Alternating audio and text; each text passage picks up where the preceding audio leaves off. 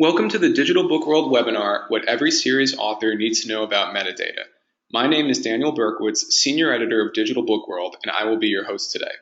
Now on to our webinar, in which IngramSpark will tell authors what metadata is, show why it's important, and explain how you can harness it to help sell your books.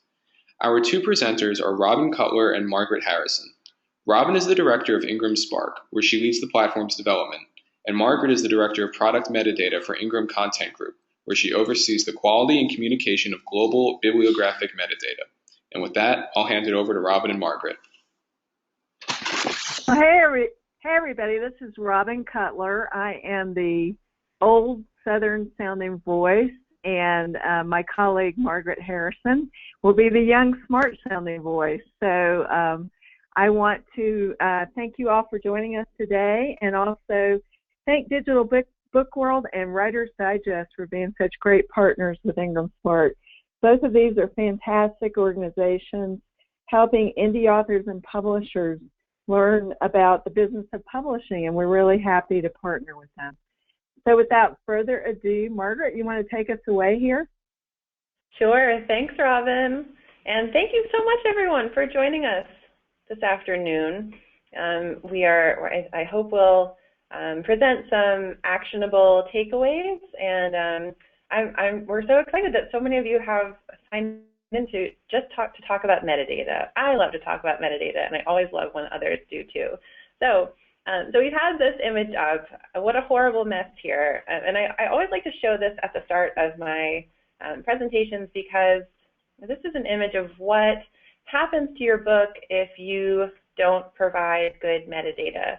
So without great metadata like an ISBN or a title or a unique author name or any of the great stuff that helps customers to find your book, it basically ends up in a big pile like this, and it makes it impossible to discover. So we're going to give you some tips today that will hopefully help you to avoid that kind of a disaster. So before we start, just a few key concepts, and I'd also like to start by defining what metadata is. So yes, it's that thing we're talking about today, but metadata is the data that describes your book. So today we are going to talk about some of those elements that sort of describe your book. So if you picture, if you have a book for sale right now, if you go in and look at your book on, Barnes & Noble or Powell's or your local indie store online, and you see that description page, all of that information on the page is metadata. But we are going to spend most of our time on the descriptions of your books and sort of the descriptive elements, and we're not really going to talk about pricing or some of those other data points. So we're really just talking about how we describe your books. And really that is the new way of making your book discoverable and making it available for sale now in the book industry. I mentioned ISBN. So this is that unique 13-digit number that most of you would have if you are selling a book in the supply chain now, and it just differentiates it from other products. And you really should use one ISBN per format. If you're in the US, you are probably getting that from Bowker. If you're in the UK, you're probably getting it from Nielsen. So there are central agencies in various countries that assign or allocate these unique numbers. And it really is a great tool for you. It helps you better track sales, and it also, as I said, differentiates your book from others in the supply chain. And discovery. So we're going to start the presentation with some discoverability tips. And discovery is putting, as one of our partners puts it, putting the right book into the hands of the right customer. But it's also, we like to use the term delight. It's about sort of delighting a customer who is looking for content, maybe not necessarily even looking for a book, but using some of the metadata strategies that we'll share with you today. We hope that it will allow you to bring in an audience of consumers who are looking for great content, not necessarily even just great books. So We'll start with a list of what's really, really critical. And that's really our whole approach today, everyone, is we're trying to kind of narrow down into what the most important elements of metadata are. There are so many different attributes that you can use to describe your book. There are, I think, about 300 that are kind of standardized in the book industry. And we have so many authors and publishers come to us and say, help, there's so much, where do I start? So we hope that we'll give you a starting point today. And so here's a list of some really critical attributes to aid in discovery. The cover is really important. You want a nice, high-quality book cover. It will definitely help if you can use a higher resolution image. So if you have kind of 100 pixels on a side and up, that would be great. But even just having any unique cover, a unique marketing image to help sell your book will be a great asset for you. That ISBN is really important. As I mentioned, you want one ISBN per format. So what that means is you want to avoid one kind of blanket ISBN for all of your print formats. So if you have a paperback and a hardcover, each of those should have distinct ISBNs. And similarly, you want to have on the E side, so if you're creating ebooks, you want to have one ISBN for a PDF format of an ebook, and then a separate ISBN, a distinct ISBN for an EPUB format. So just bear that in mind when you're looking to sort of allocate those ISBN numbers. And again, they can be on the expensive side, especially when you're buying one at a time. I think they're about $150 in the $125 to $150 range when you're buying them from Bowker. But it really is worth it to help your book to stand out and to track sales. This is, I think, fairly obvious, but I do like to mention the title, so the name of your book. But in addition to a title, you also want to make sure that if you have a subtitle, that you're providing that as well. And for those of you who maybe are using the IngramSpark platform, they are two separate fields. So you want to provide your title, and then in a separate field, provide your subtitle. And that just helps, again, with discovery. And every time you are entering data to describe your book, that gets cataloged as a search term. So that's going to be really useful to you. So contributor, this is, for many of you, this would be the author name, but it can also be an editor, an illustrator. These are the people who are contributing to your book, probably the people who are on the cover of your book, though not necessarily. But so you do want to include those contributors, and keeping in mind that put them in order of relevance, if that is if you have more than one. So if you have multiple editors on your book, you want to just think about the order in which you're putting them in, because you may have supply chain partners who will only accept up to three contributors. So just keep in mind, if you have more than one contributor, keep in mind that the order may be important. The format of your book. So this is going back to ISBN. Is this paperback, hardcover? Is this an ebook? So you want to let supply chain partners know what format your book is in. Price, we mentioned, is important to include, though we won't really go into it there. And subject or category or genre, this is a really important piece of metadata, and we're actually going to go a little bit more in depth into how you can effectively categorize your book. But first, just hey, Margaret. Yeah. Hey, Robin.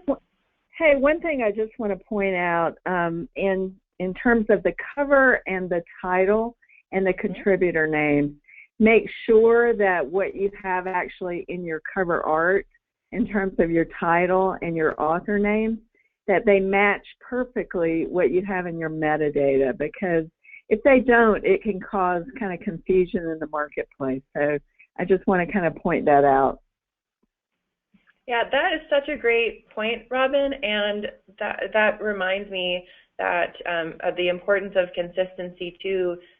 If you have an author who has written more than one book, or maybe you are an author who's written more than one book, be consistent in how you are communicating that name.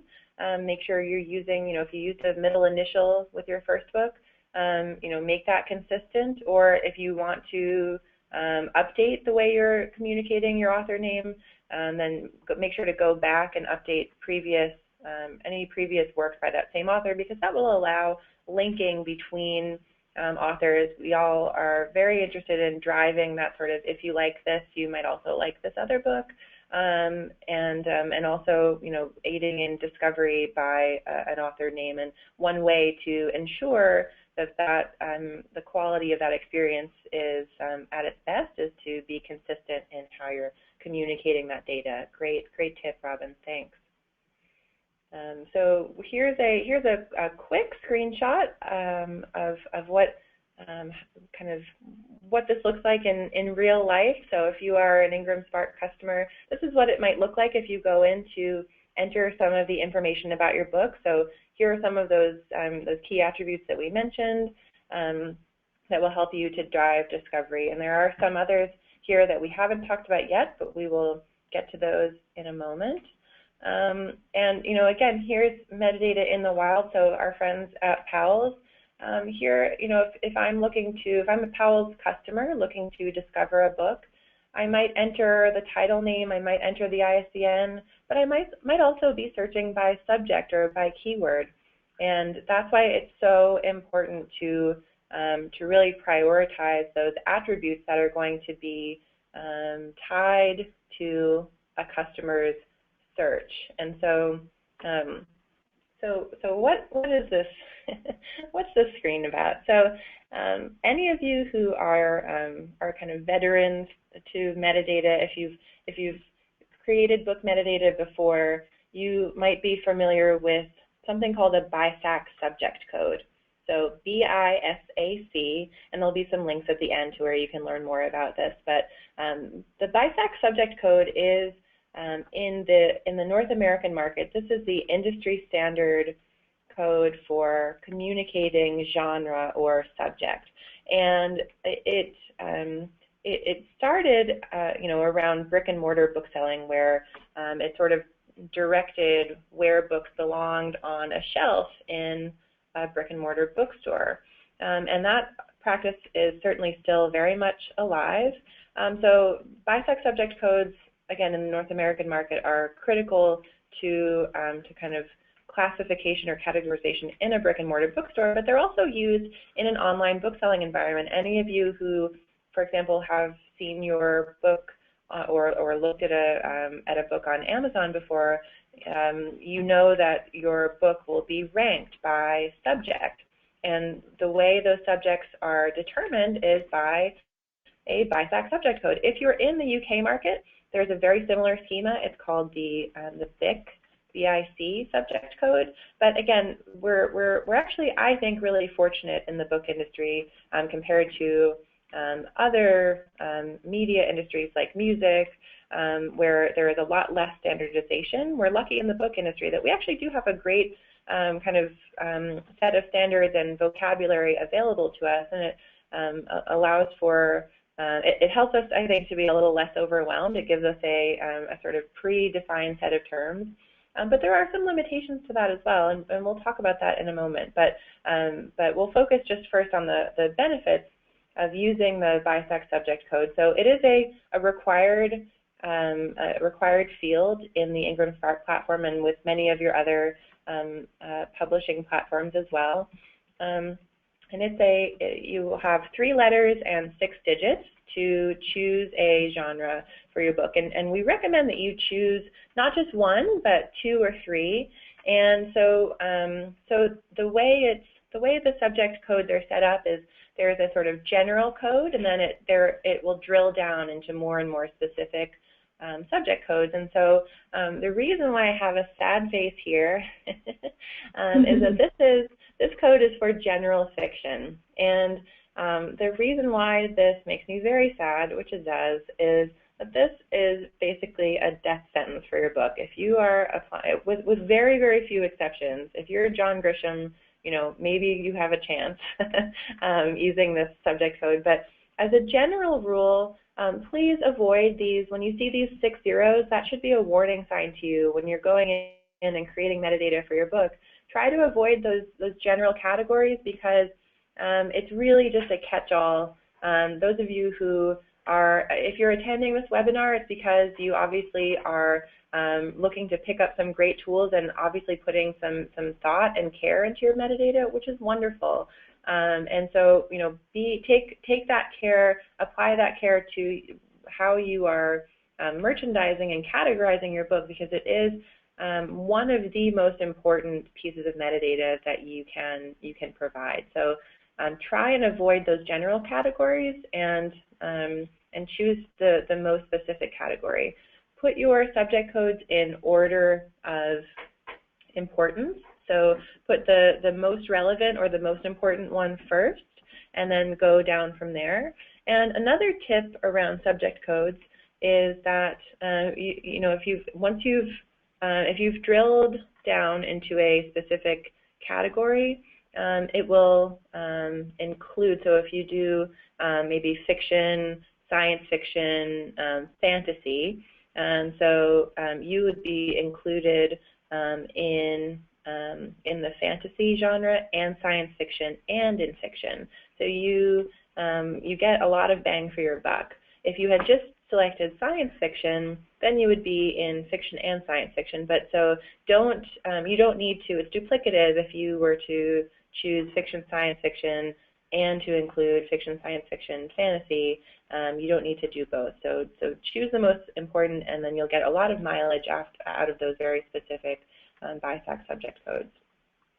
Okay, so now we're going to talk a little bit about keywords. So remember that I said that subject codes might be can be a little limiting in that there is a sort of preset vocabulary. Well, those codes are updated on an annual basis, and as an industry, we do try to update them and keep them relevant. But I hear a lot, especially from authors. I hear that, well, there isn't quite the right subject code for my book. It's not, there's not one that really, hits it on the head. And that's where keywords can come in. And so what we talk about when we talk about keywords. So it's not just a keyword is not just a word. It can be an entire phrase.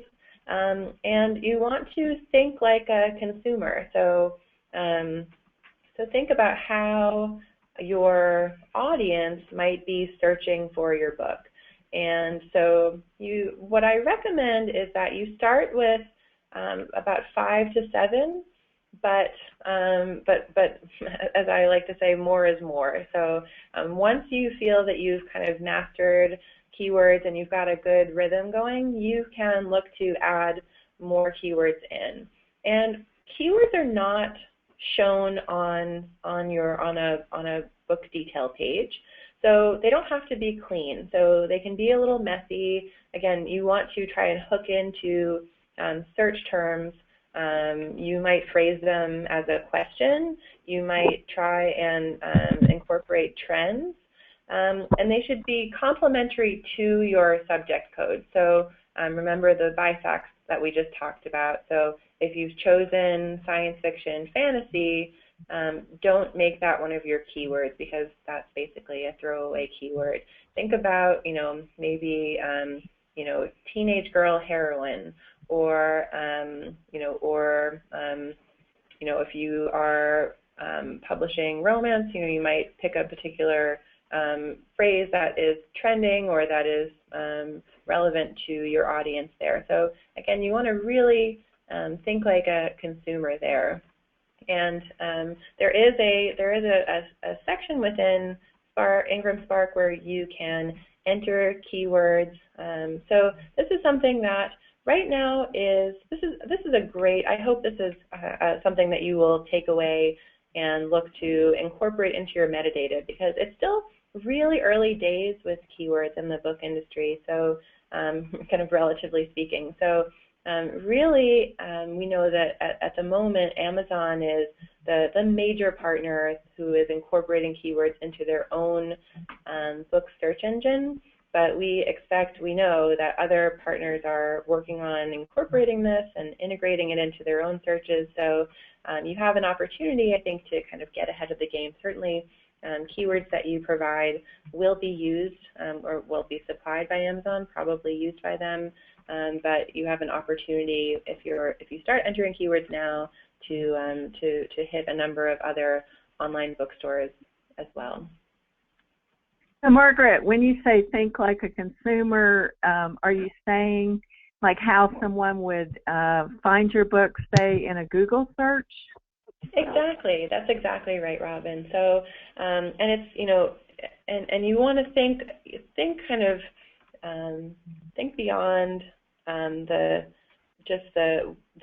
kind of terms that might be in your book. You want to think about what I like to do is, and this is actually an anecdote that came from one of our great metadata partners, is think about, he described an experience of bringing his daughter into his local bookstore and describing the kinds of books she was interested in. Actually, that teenage girl heroine, his daughter was interested in kind of teenage girl protagonist, teenage girl role models, and he was kind of describing the types of content that she might be interested in. And those are exactly the kinds of keywords that we see, being used to discover book content as well. So but really, I like that kind of off-screen example, because I think it's we've all I hope been in our local bookstores lately, and or even been doing an online search, but you've all used those kind of keywords, whether in a search engine or in person to try and find content. So that's exactly right, Robin. Great. Okay, so we've spent some time talking about discovery, about how to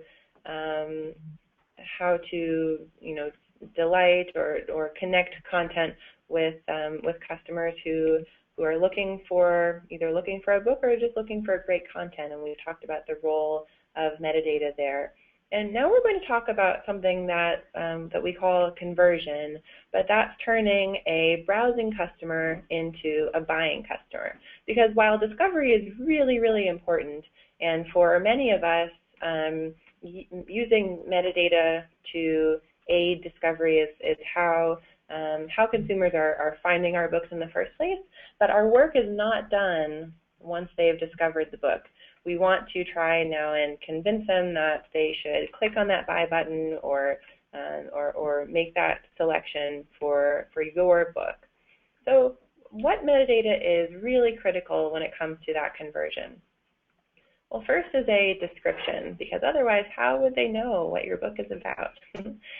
So you want to provide a full description and a short description. So, but I think I would prioritize the full description if you can. They are two separate fields in the IngramSpark platform, and they're typically two separate fields in the metadata. So, again here, so this is where you can tie in some of the keywords that you're using. So if you've chosen 5 to 7 keywords, you can be incorporating those into your description. That will help you with SEO and help with discovery.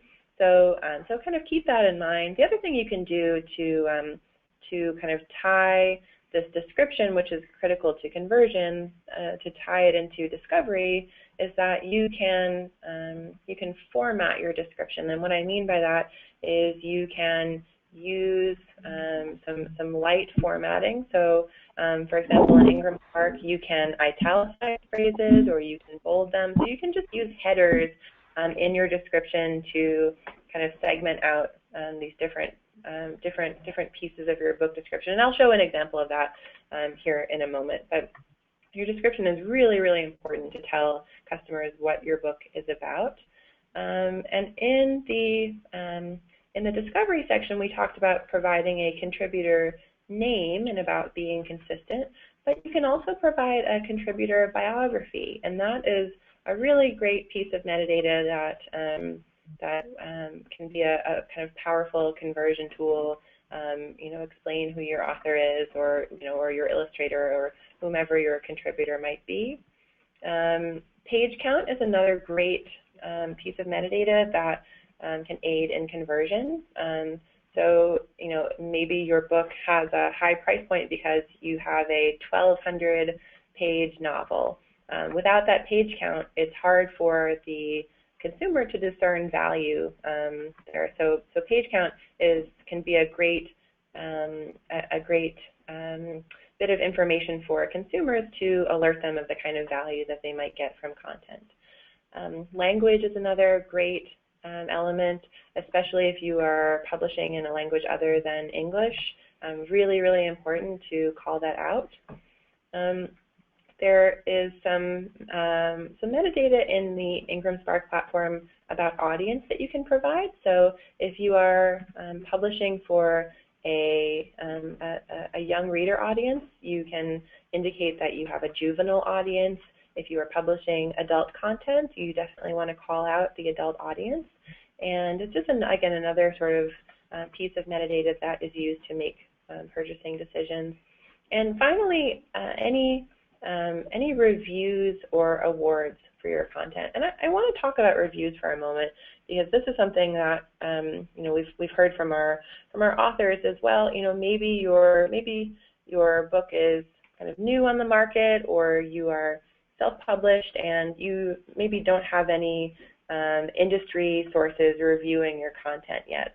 But that's fine. What you want to look for with reviews are maybe a handful, anywhere from maybe 2 or 3 to about 8 positive reviews, and those can be from whichever source is most relevant to your audience. And I'll show an example in a moment of an author who's doing this really well. But if there's a blog that is important or relevant to your audience, if there is a particular website that has done a positive review, this is really great content that again, sort of in addition to those consumer reviews that might be put on an Amazon or a Barnes & Noble, those are the starred reviews that you can enter as a consumer. We're talking about kind of book reviews that might be out there on the internet, or in your relevant industry publication. So those are all really great pieces of metadata that would be added to your book detail page on any online customer site, and would make it easier for a customer to make a decision and indicate the quality of the content to you. So I promised an example. So this is an IngramSpark author. Her name is Cresley Cole. She's done a fabulous job with this series, and I really love her approach to metadata. She and her team, because they like so many of you out there, you may not consider yourself metadata experts, but chances are you really are, because you know your audience, you know exactly who you're publishing for, and that's, I think, what has made Cresley's books really, really successful, is that she knows exactly who she is kind of marketing her content to. She really, really understands her audience, and she uses metadata to really connect with her audience, and that is so important. It's something that should be your sort of North Star as you're going through and creating metadata for your book, is how can I connect with my audience? I know that sometimes metadata can be it can seem like a little bit of an administrative headache, but as illustrated here, this is obviously, your metadata is obviously out there in the wild, and it's probably the most important thing to help you sell your books and create sort of an online presence for your book. So you see here how for this book, for the player, so you can see how the description is formatted here. So this starting with the #1 New York Times bestselling author, Cressley Cole, all of this down to where it says read more, that is all coming from that full description. So this is what your book description looks like, where it is on the page.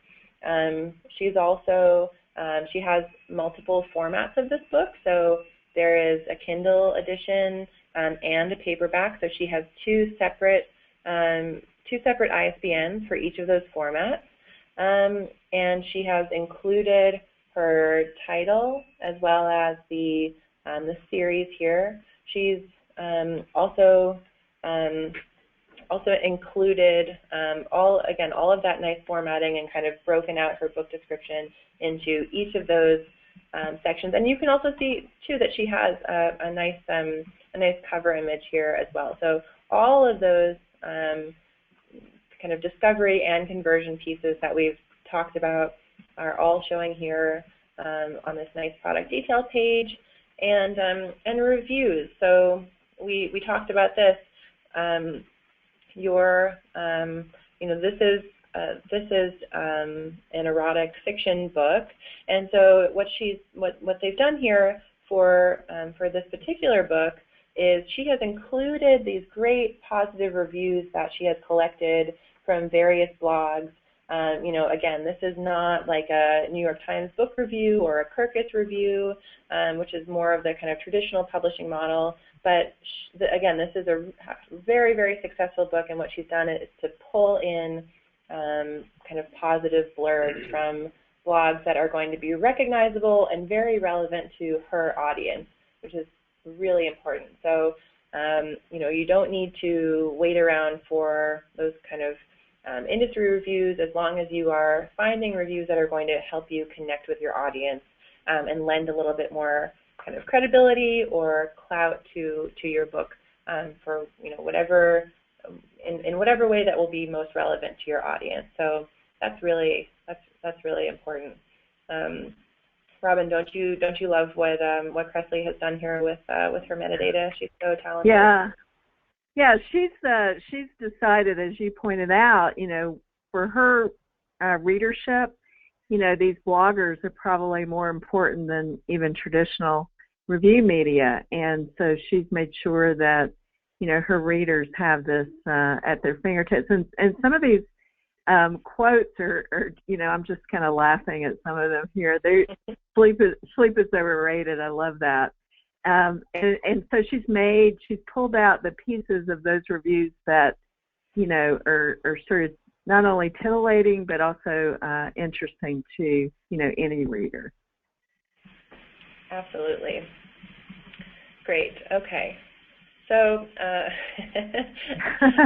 so I know it's a lot, but so there are a lot. We've covered a lot of different pieces of data, but there are always so many books out there as well. And so the better metadata that you can provide is going to help differentiate your book from the many, many, many others that are out there. So, okay, so let's review a few key takeaways. So remember that I really hope that you take away that idea of connecting with your audience, and that metadata is merchandising. We talk to, in the book industry, we've really seen with the rise of online bookselling, we've really seen such a transformation in the industry. In the early days of kind of electronic metadata communication, a lot of traditional publishers had their IT department, their tech team, actually writing metadata. And then we saw a lot of editorial staff writing metadata. And now I think there is a much, we're seeing a much broader understanding that metadata really is merchandising. And, it's not, while it may seem rather tedious, it really is about merchandising your content. It's not about a kind of administrative function. So, so you always want to remember that North Star of, considering your target audience and, what can you do to to, kind of aid in discovery and help customers find your book, but, also once they've found it, what's going to propel that click on the buy button, or, or that purchase in the brick and mortar store. Hey, Margaret. Yeah, in terms Robin. of I just want to clarify in terms of audience. And this is something that a lot of our retail partners that work with Ingram, are requiring. And so some of you may think, well, my books would be, appropriate for everybody, for every audience. But we do require that you pick either adult, young adult, or juvenile. So you're going to have to decide when you're setting up your book exactly who the target audience is in terms of, adult, young adult, or juvenile. And then further, if you do pick juvenile, you will have to also provide the age range and also the grade range. And I think those sort of additional attributes really do help you hone in exactly who your target audience is. Yeah, that's such a great point, Robin. And in case you're wondering, well, how do I know if it's juvenile or if it's young adult? The BISG has actually released some new guidelines, and I'll have a link to that. That's the Book Industry Study Group. It's a great resource to the publishing industry. A lot of the standards around metadata in the book industry come out of BISG. But so for an audience of age 12 and under, that's going to be a juvenile audience. 12 to 18 is going to be young adult, and then 18 and over is going to be adult. So you can use those as sort of your guidelines for how to sort of segment your audience. And once you, to Robin's point, if you do want to pick one, because not only will trying to, so if you choose a YA audience, then use young adult subject codes. Don't try and cross over into adult and young adult, because not only can that cause confusion, but there are actually some supply chain partners who may reject your book if they're seeing that kind of double dipping. So you can choose your audience and be consistent in how you are marketing to it. And don't forget, and this is one of my points here, is that metadata is sort of a living thing. It's you can be kind of constantly updating it. And so if you try a young adult audience and you find that that's not effective, after a few months you can always go and try and rebrand or remarket it towards an adult audience. So yeah, that's really great. Yeah, right, Robin? Yeah, I mean, I think that idea, and I love this. This was a comment from one of our other IngramSpark webinars, but someone tweeted me a picture of Ron Popeil saying, "Don't set it and forget it." So I use that all the time, but it's so true.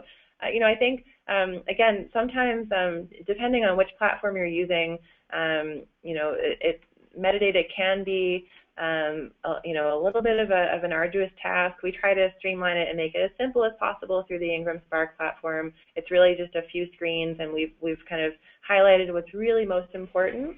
But once you've done it once, your work is not done. As you're reviewing your sales information and you're getting feedback from your customers, make sure that you can update your metadata to be responsive to that feedback. So you can always go in and kind of update your metadata, keep it relevant, especially with keywords and subject codes. And again, if you and I would say awards and reviews too. Whenever you win an award, especially, make sure you update the award metadata field, but also add that to your description. And the same goes with a really important review, that you add the review information to your description as well. That's a great point, Robin. Absolutely, yes. So we talked about how in the IngramSpark platform we do try to kind of streamline the process, and we do try and highlight which pieces of metadata are going to be the most important. And, and two, I hope that as a result of this webinar today, that you do have a sense of which pieces of metadata or which attributes are most critical and are most important. So, if you haven't thought about keywords today, that is going to be something that would be great to start experimenting with. Definitely subject codes, really, really important. Being consistent in how you're communicating title and author name is important, especially if you have more than one. If you're an author who's written more than one book, or you're a publisher who has books by the same author.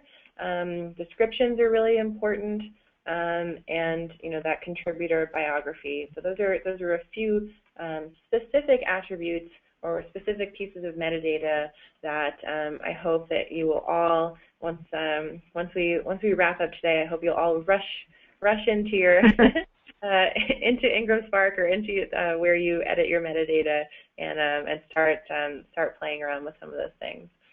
And finally, again, keeping in mind your target audience and how your strategy to try and make your book discoverable is you want to differentiate it. And again, one way to do that is with an ISBN, making sure that you have one per format. And another way is to use the most specific subject code that you have, and certainly keywords are also an important part of that strategy. But so remember, even though it may take a little bit of time to sort of sift through all of the BISAC subject codes that are out there, it's worth the effort, because you're really narrowing down the field and you're helping customers to connect with that content that's going to be relevant to them. Any other takeaways, Robin, that you would add? No, but I do have, we are having a few questions come in, so I don't know if we're ready to kind of jump into those, especially around IS. There's always questions about ISBNs, so there's a few questions here about ISBNs. Great. Okay, let's definitely get to those. Before we do, I just want to show a few really nice free resources that are available to everyone if you want to learn more. So I mentioned BISG a few times. So that's the Book Industry Study Group. They are a US-based book industry standards organization. If you want to learn more about BISAC codes, BISG.org is a great place to start. If you go follow that link or go to BISG.org, there is a tab right in the middle of their home screen that has more information about the subject codes. They publish that standard, and again, it's an annual publication, so that's a great resource for you. Digital Book World is also a really, we use Digital Book World all the time. It's an awesome resource, not just for, even though it's Digital Book World, it's not just about digital books. It's a great resource for kind of trending information. There was an awesome article today about keywords and keyword analysis.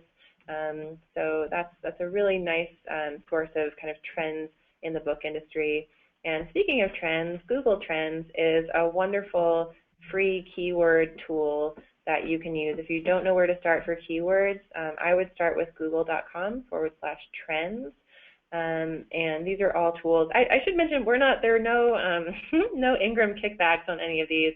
These are these are just some of the resources that we use here internally at Ingram that we know a number of our customers use, and so just giving you a few starting points for follow-up and for kind of more in-depth information on some of the best practices and tips suggested today.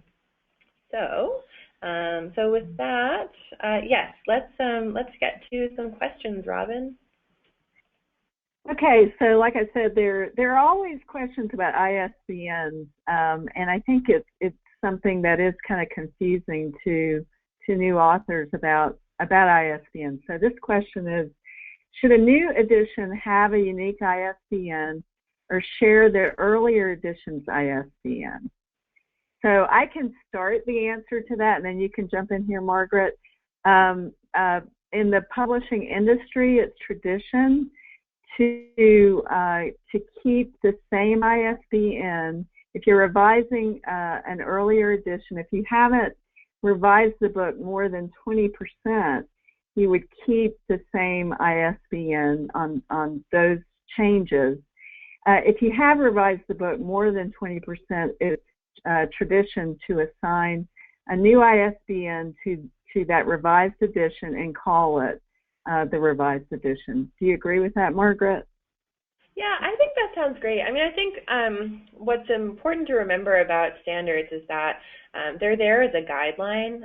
It's not a hard and fast rule, and those guidelines are there to help you and to kind of be a tool for your customers and for you to connect with those customers. So absolutely, Robin, I think that's a very fair guideline, is to say, kind of up to 20%. But again, it's, if you feel that even if you've added, it's a guideline. So if you have added, maybe if you've changed 10% of the content and you think it's really significant and it adds a lot of value, the best way for you to sort of relaunch that, or if you feel that it's kind of a whole new book, then by all means go and and grab a new ISBN, and that gives you sort of a whole new platform for your book to kind of market it and differentiate it from previous editions. So for example, if you maybe published a book to pretty negative reviews and your customers thought that it was kind of light on content, or there was something that needed to be changed, and you've gone in and done that, then a kind of fresh an ISBN can be a nice way to start fresh and go from there. But again, it's a guideline. It is not a hard and fast rule, but it's a great question. Yeah. So what you're saying, Margaret, is it's almost like a marketing strategy.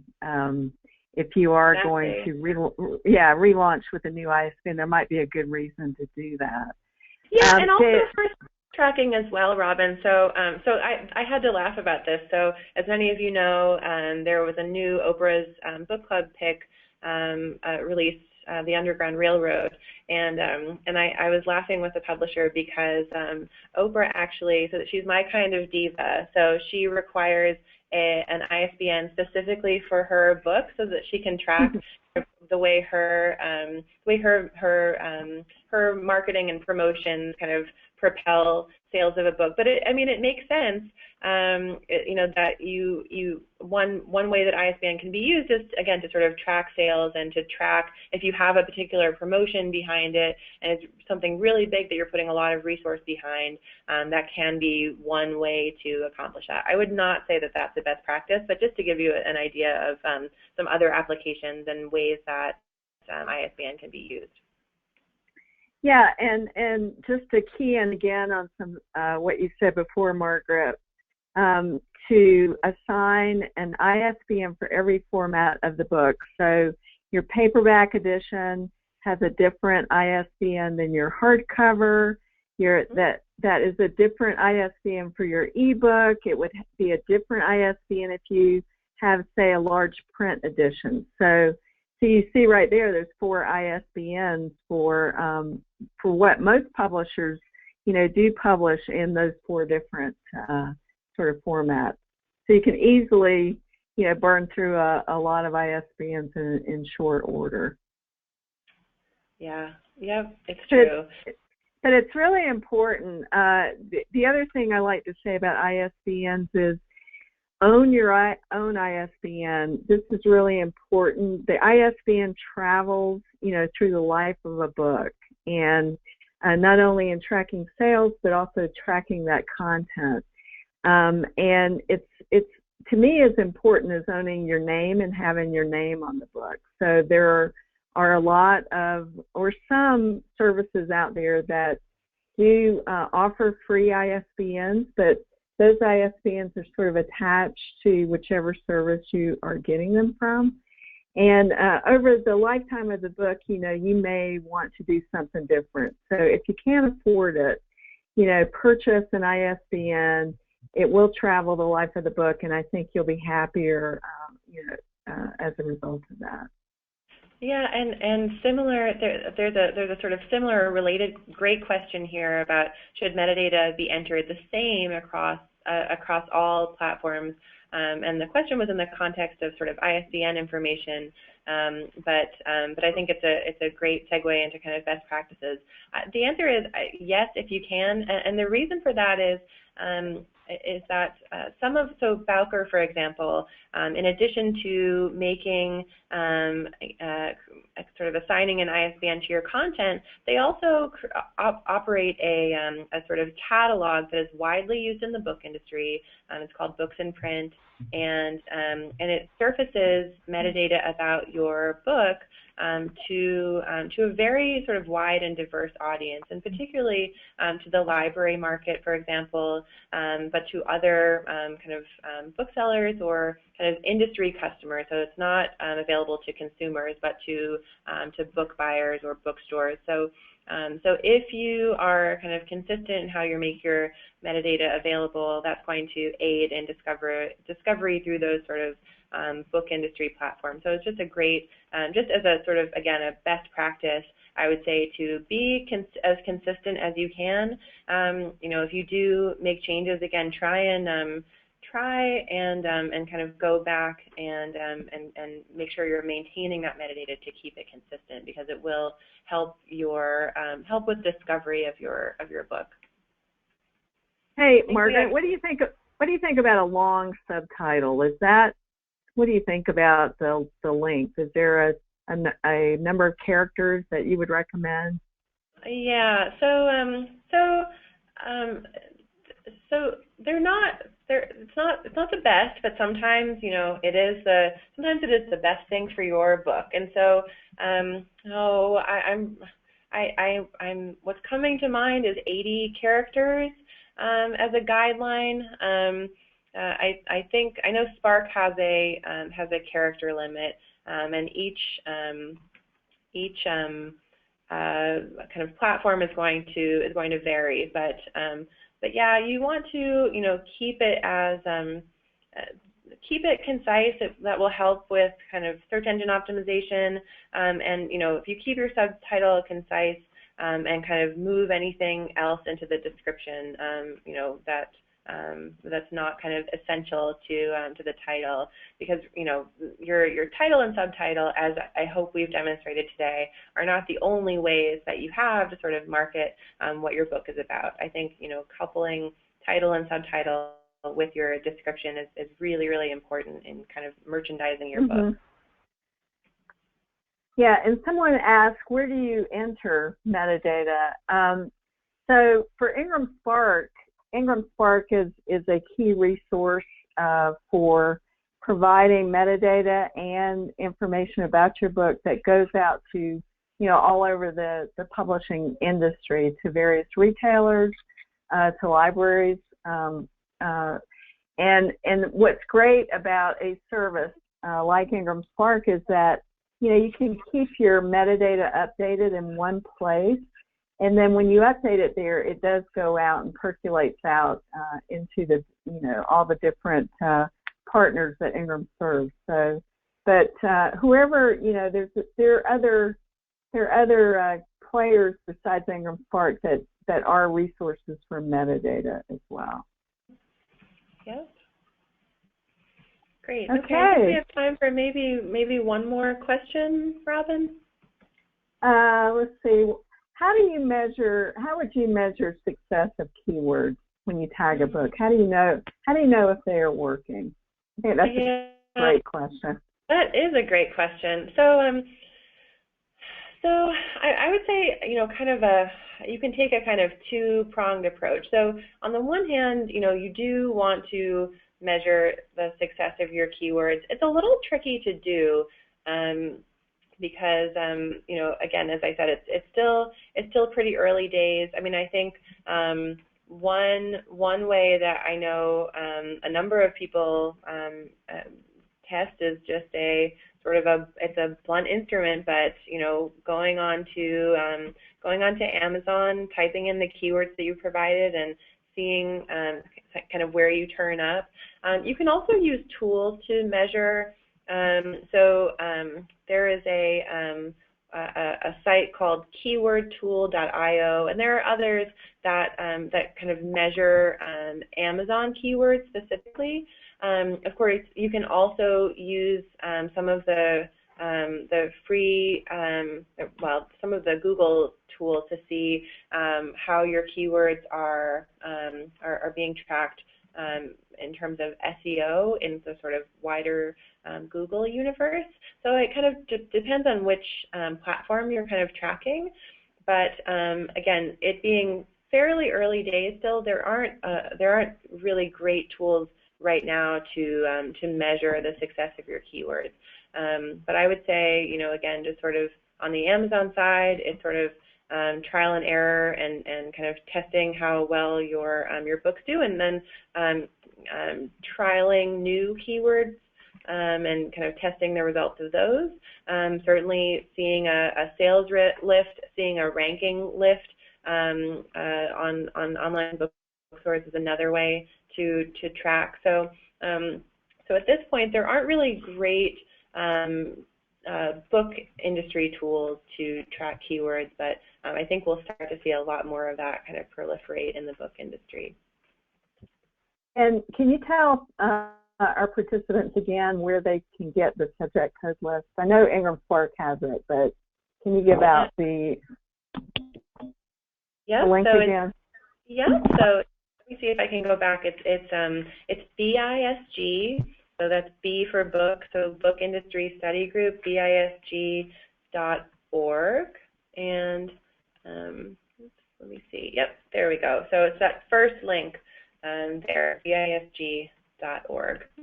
And that's great. Ahead, yes, we have our IngramSpark handle there for Facebook and Twitter and LinkedIn if you want to get in touch with us.